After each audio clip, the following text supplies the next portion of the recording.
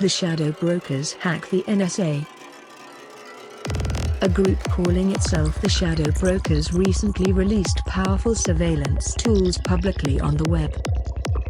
They promise to publish more dangerous tools for the price of 1 million bitcoins. For 1 million. The Intercept has confirmed that the surveillance tools released online came from within the agency. The Second 8 program is designed to redirect a target's browser to an NSA server, which then infects the target computer with malware. The hacking tools in question rely on vulnerabilities in software that the vendors don't know about. The tools, Epic's Banana and Extra Bacon, were exploiting zero-day vulnerabilities in Cisco and Fortinet firewalls. How did these sophisticated surveillance tools get out? The Shadow Brokers claim to have broken into the Equation Group, an offensive hacking group within the NSA. The creators of the Stuxnet and Flame viruses. Shadow Brokers wrote on Twitter, "We follow Equation Group traffic. We find Equation Group source range. We hack Equation Group. We find many Equation Group cyber weapons." The federal government says that it does tend to disclose software vulnerabilities, but there's no way for investigative journalists or the public to verify that assertion.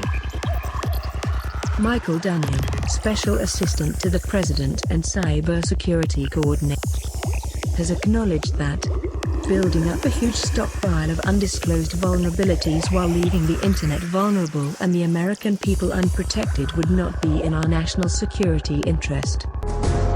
No one piece of information and no one agency made this possible. You did it together. CIA, National Reconnaissance Office, the National Geospatial Intelligence Agency, National Security Agency.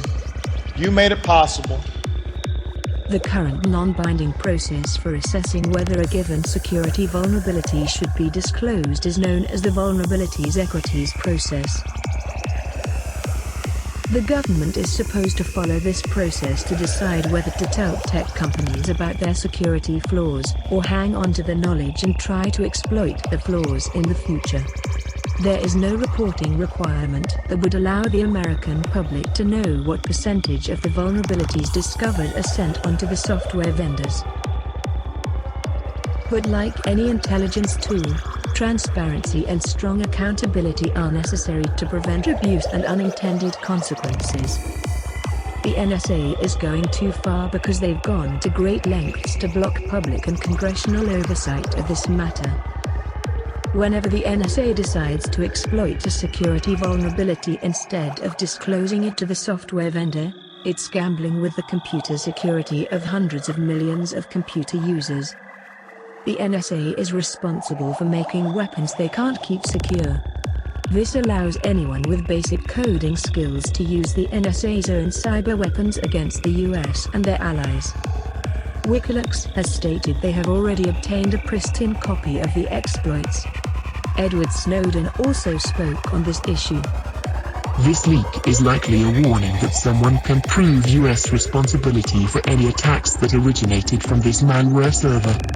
That could have significant foreign policy consequences, particularly if any of those operations targeted US allies.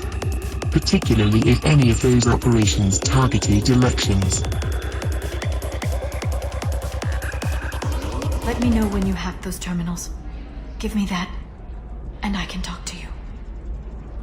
If it'll help you, I'll take care of it. When you hack one, a server will open somewhere nearby for a short time. You can download data from there, if you hurry. Thank you, Shepard. This may help me pay a great debt.